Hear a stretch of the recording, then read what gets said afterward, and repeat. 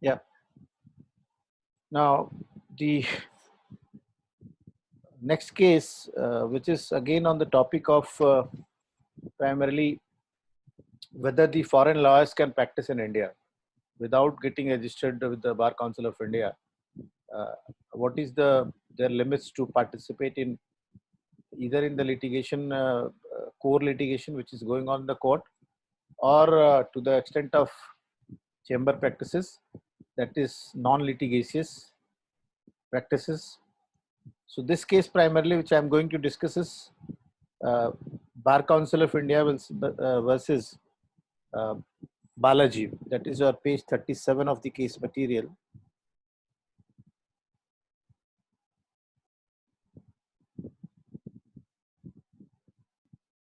At page 37, A.K. Balaji. Bar Council of India versus A.K. Balaji.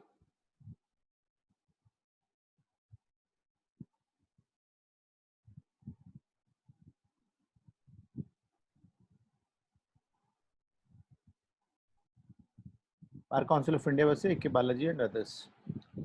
Now, this was primarily decided in 2018, and the core issue in this case, there's a brief history also to this case. Uh, this was the case primarily first decided by Madras High Court, and then also Bombay High Court on the same aspect, whether the foreign lawyers have a right to practice. And sometimes some petitions had come before the Delhi High Court also. But the challenge before here was primarily those judgments which were decided by the Bombay High Court and Madras High Court. Now, while dealing with the right to practice of advocates in India, the foreign lawyers, that is, whether they can practice, both the high courts, that is Madras High Court and the Bombay High Court, they were very categorical in denying to the fact that they are not allowed to practice. But definitely, the meaning of practice, they construed it to be in a very different way. Because the Madras High Court partially allowed them to conduct cases wherein they are not allowed to uh, argue the cases live in the court, that is purely for the purpose of litigations, that is litigious practices, they did not allow. Howsoever, there was a concession made, and it was said that if they give consultancy on the aspect of foreign law to their own clients, especially in the matter of international commercial arbitrations, etc., now that would not amount to be litigation, and for that they would be allowed uh, to hold office in India and to practice, fly in and fly out. I mean, to come to India, give advices, and then go back. So, in a way, the Madras High Court has given them a partial concession that they may give advices to their clients, especially on the foreign law and especially in the matters of international commercial arbitrations. Now there was issue with respect to BPOs. You might have heard about BPOs. BPOs are primarily into various kind of works. That is secretarial work, the assistant secretarial work. They also assist in uh, proof writings, etc. They also assist in giving. I'm not talking about LLPs. I'm talking about BPOs first. So and collaterally, they used to take some paralegal work also for consultancy advice and advices, etc. So that was also an issue whether they can be said to be a law firm, because they were not run by law firm; they were primarily run by different CA and CS companies, etc. So how to control them, and at what point of time they cross the boundary? Like they are saying they are into transcript work, they are into secretarial work, they are into uh, some kind of drafting which is not legal. So how do we assess them, and when do they cross the boundaries? That is again not ascertainable. So on that, that was again one of the issues. Then these LLPs, legal outsourcing of making of the documents, etc. So they were primarily uh, giving advices uh, on the foreign law aspects, like one contract has to be executed, then the American client will send it to the Indian client. In India, they have a legal outsource work. So it may be that for two clients who are based in UK, a document is being, you know, drafted here in India at a very low cost. So that is primarily outsource of legal work. But once they are performing in these sort of works, or they are involved in such sort of works, the concern was basically if they adapt any malpractice or if they do something wrong, they are not registered as per the Indian Advocates Act. No disciplinary proceedings can be conducted against them. Then who's the controlling authority? And if it happens to be some controlling authority, it is not within our control. So how can we allow on our land to practice such a law or any kind of consultancy where we do not have any control? Neither it is recognized by the Bar Council of the Advocates Act or the Bar Council of India. That was one issue. Bombay High Court categorically denied even in the field of non-litigious. That is, it was very clear. See, we have already done two cases. That is ex-Captain Haris Uppal and Parekh's case, Praveen Parekh's case.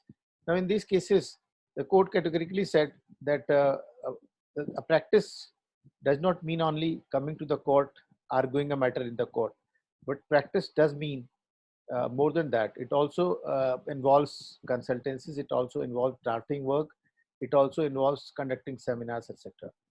And then it decided its purview that to what extent High Court can punish them and to what extent High Court cannot punish. So they categorically said yes, to the extent of if the joining the court premises physically, now that can be restricted. But as per the other part of practice is concerned, wherein giving a consultancy or sitting in the chambers practice, giving advices, conducting seminars, etc. All other things, they are also part of practices. For that, a disciplinary action cannot be taken by the court. That can only be taken by Bar Council of India and the professional misconduct. So that means practice includes something more than a practice before courts only. And now these law firms, but fortunately, Bombay High Court denied the right to practice. Bombay High Court also denied the right to give up private consultancy, that is non-litigious practices for law firms. It is only the Madras High Court which partially allowed. Now that is how this case came before the Supreme Court of India. Now Supreme Court has to primarily, the question of law before the Supreme Court was whether anyone who is not enrolled as per the Bar Council of a state, who doesn't have any enrollment as per the Advocates Act 1961, can he be allowed to practice in any form, whether it is a consultancy or whether it is appearing before the courts physically. So any forms, indirect or direct, whether litigious or non-litigious, can a person who's not an advocate be allowed to practice in India? That was formally the legal question which arose before the Supreme Court of India. Now, so as to check, because this is the primary legal question, the pure question of law before the Supreme Court.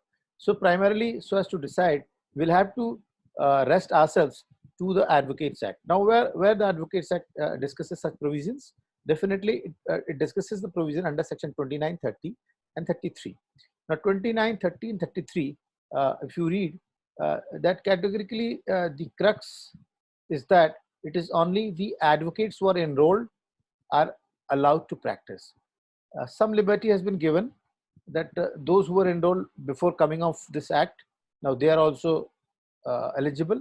Some clerks, judicial clerks who qualified the exam for practicing as an advocate, they would also be allowed. And uniformly, anyone who has a law degree, he can practice from the lowest court, the district court, to the highest court, that is Supreme Court of India. Not only it regulates the practice of High Court, Supreme Court and District Court, but it also regulates the conduct of an advocate, and it also allows the advocate to practice before wherever government wants, by notification, etc. That is the tribunals, and any quasi-judicial authority, or any, for that matter, authority like all consumer courts, all tribunals of any kind. Then at any place where Government of India allows an advocate, where he can practice. So it has a very broad purview. If you see, and wherever while filing its appearances or appearing, if the professional, if the advocate conducts any misconduct, if he involves himself in any misconduct, then he can be charged for professional misconduct and he can be suitably punished also. So if you see the broad, uh, broad avenue for an advocate to practice is outside the pure judicial courts also. Now, keeping in that the view, you have to see what way the foreign lawyers, because all these law firms, which were some 30-40 law firms, they were also foreign law firms. They were also made party to this petition. Many of them said that we do not have an office. We fly in and fly out. We come here, give advices, go back. And we primarily give advices only on the foreign law. So advice on foreign law would not be covered by Advocates Act, and we are not bound by the Advocates Act. So that was the biggest concern.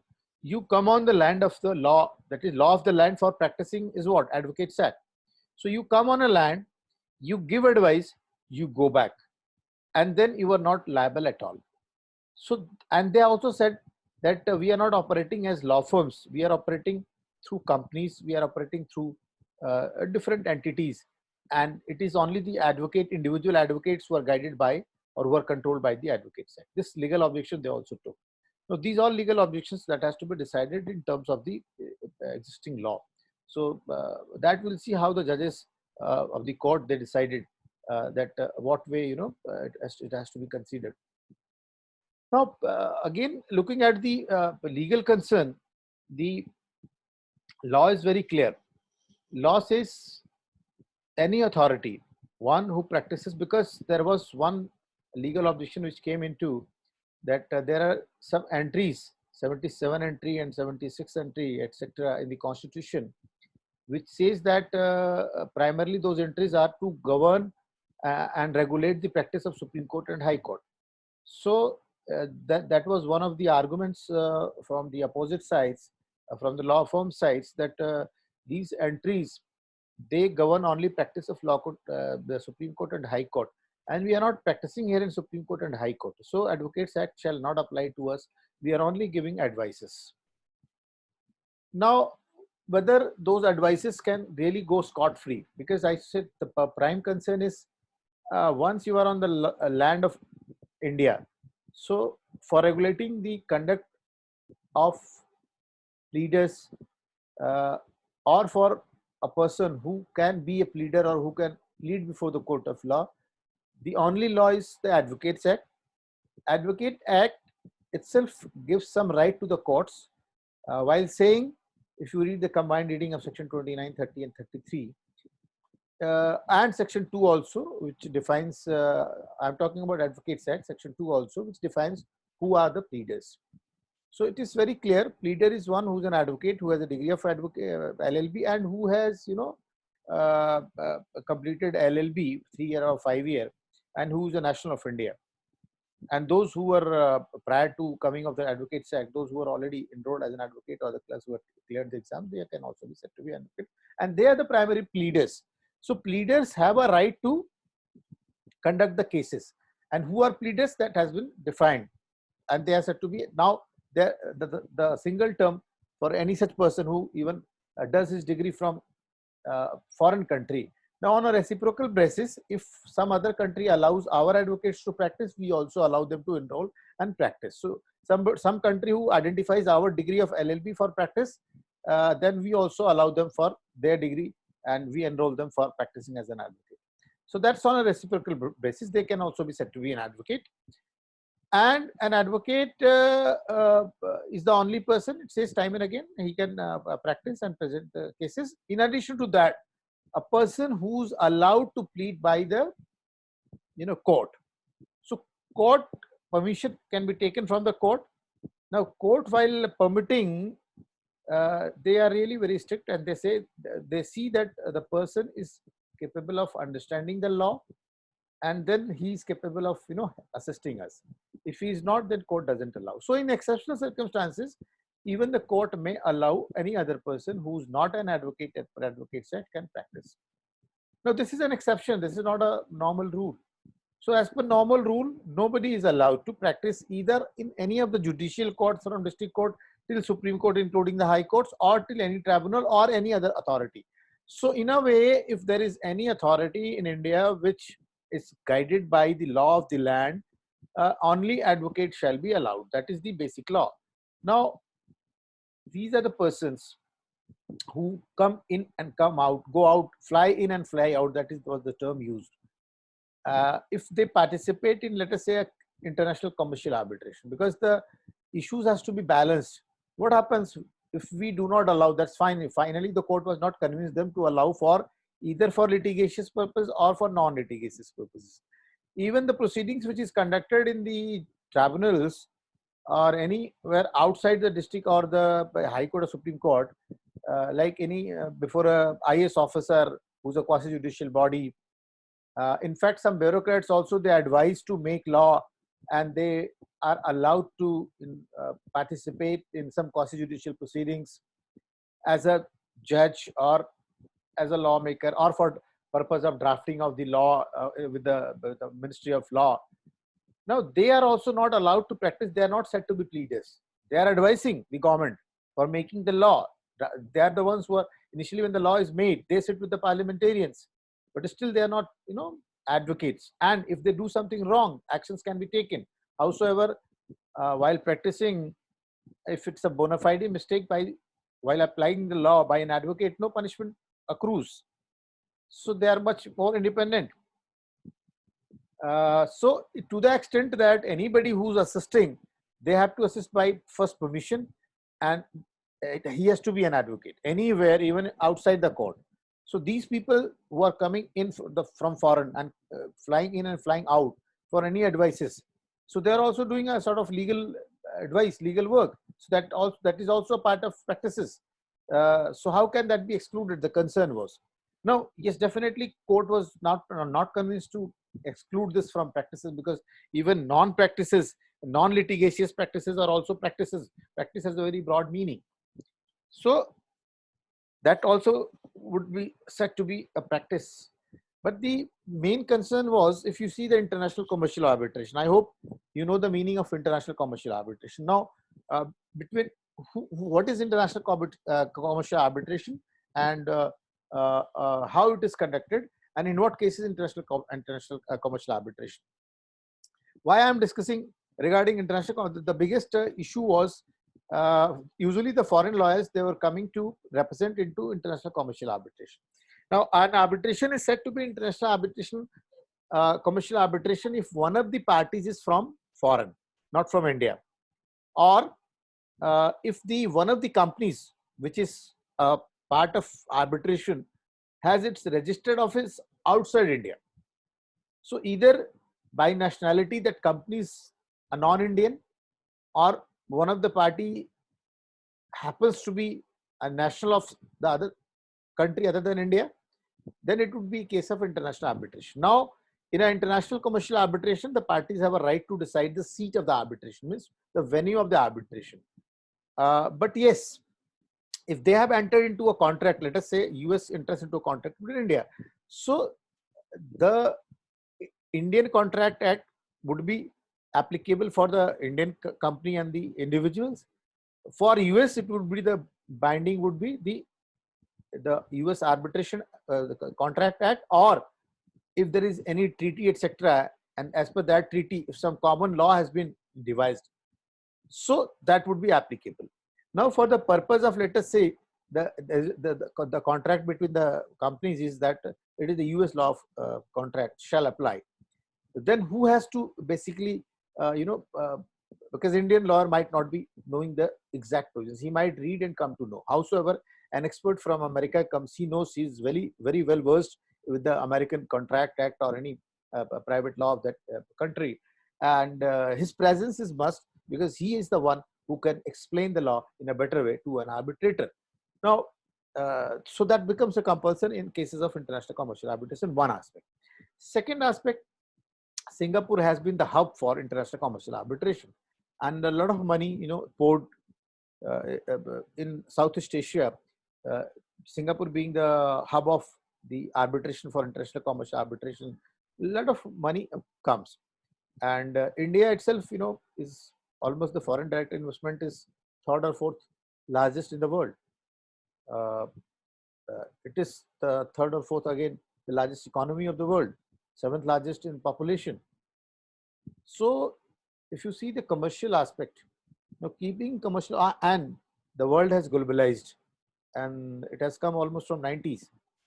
So in such a situation, if you do not allow the foreign lawyers partially even to participate, then it would definitely be that will not open up, and much of revenue which has to come from international commercial arbitration will not come. And then our government has already fixed that we shall make India as a hub of international commercial arbitration for Southeast Asia, rather than Singapore, because Singapore Arbitration Council, most of our population is working 40-50%. Why can't India be the center for international commercial arbitration? But these are the objectives we intend to, and the purpose is to, for the purpose of making more and more revenue.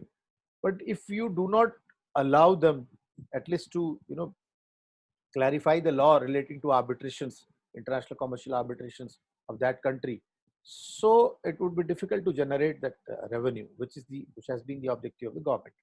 So that is one kind of defeat we may get. Now that commercial aspect has to be kept alive. At the same time, the law, the supremacy of the Advocates Act has to also to be kept alive. Now that both, if you see, interpreting one, securing our economic interests on one hand, and then securing the primarily, just a minute, somebody wants to check what is the,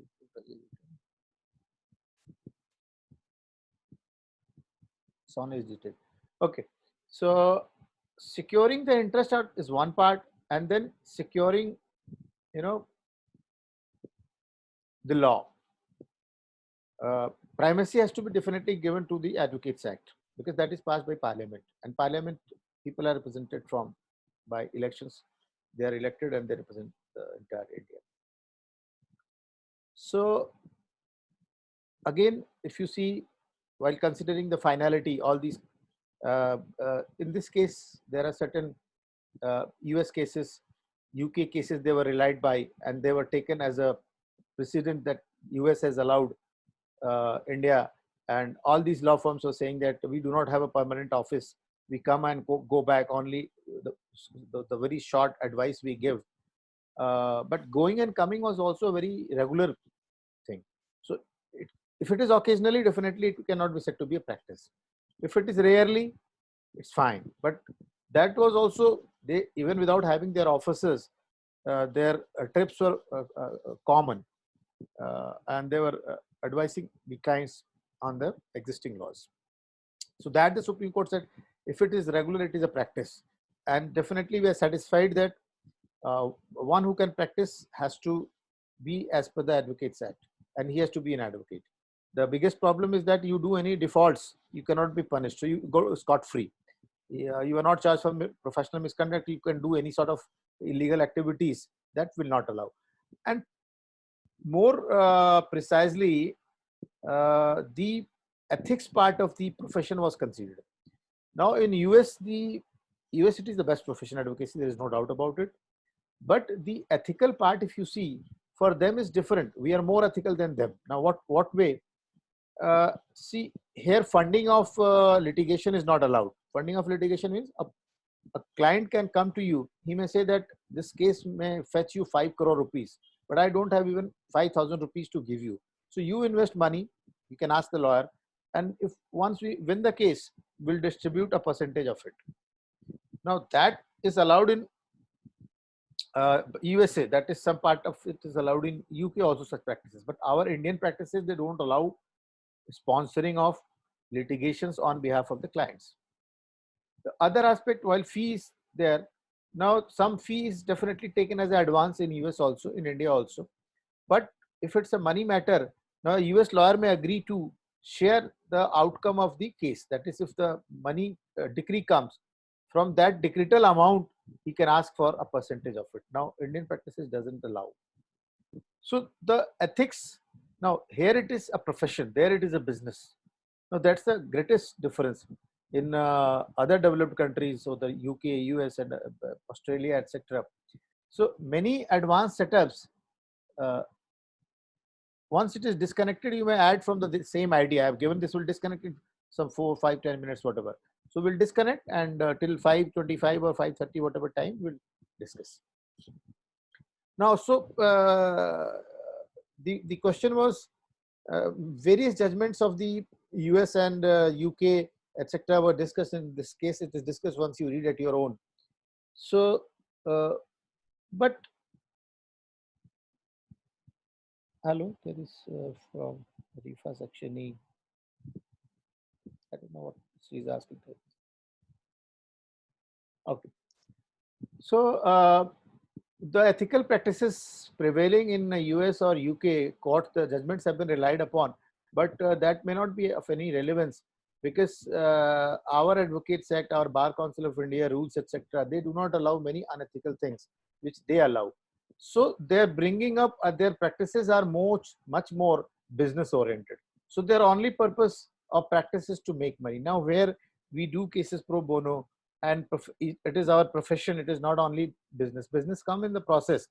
Everybody's need is money, but money is not the only concern. Now for them practices, it is money is the only concern. So on that, Supreme Court declined that whatever be their practices, we cannot straightway follow.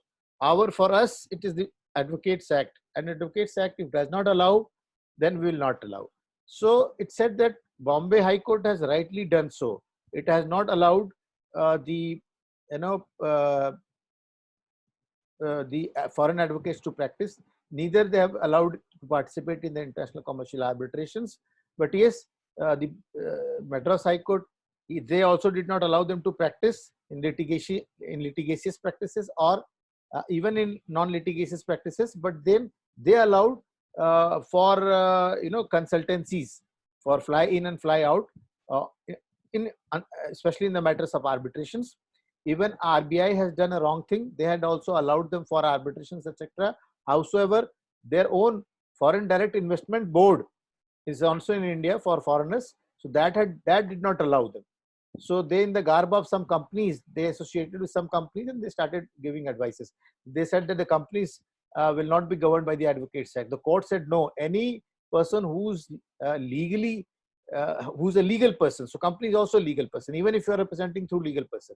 And the Supreme Court also said, so any legal person would be applicable as per Advocates Act. First of all, it said the BPOs. Now BPOs, they are doing all sort of writing, secretarial work, etc.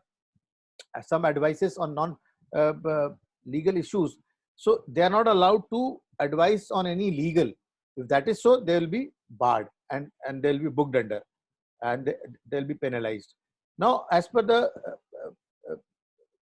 rare permissions for arbitrations, the court said if it is scare, if it is very rare occasion, then we allow the foreign lawyers for giving advices on international issues or their own laws, but not on our laws, not Indian laws. They cannot advise on that. But that has to be rare. If it is regular, then it will want to practice. And if it is a regular practice, then they directed the Supreme Court, the Bar Council of India to make, and the central government also, to make laws for restricting them. So if it becomes a practice, because something which is continuous time and again, then it becomes a practice. So even suggesting their own clients on an issue of international commercial arbitration on international issues, laws, etc., that would be sparingly allowed. And if it is, if it has to be allowed for a longer time, because it amounts to practice. Through the understanding of Supreme Court, it said it is also a practice. Even if it is in a chambers, even if it is in office, even if you don't make office, you come sparingly, rarely, fly in and fly out practices. By adopting those practices, then also it shall amount to be primarily a practice, non-litigious practice, we call it. So we do not allow. So they changed the Madras High Court's order to that extent. They said, and they categorically said, for governing all such issues, the BPOs, etc., and RBI, whatever RBI did, that also they negated, that they should not have allowed.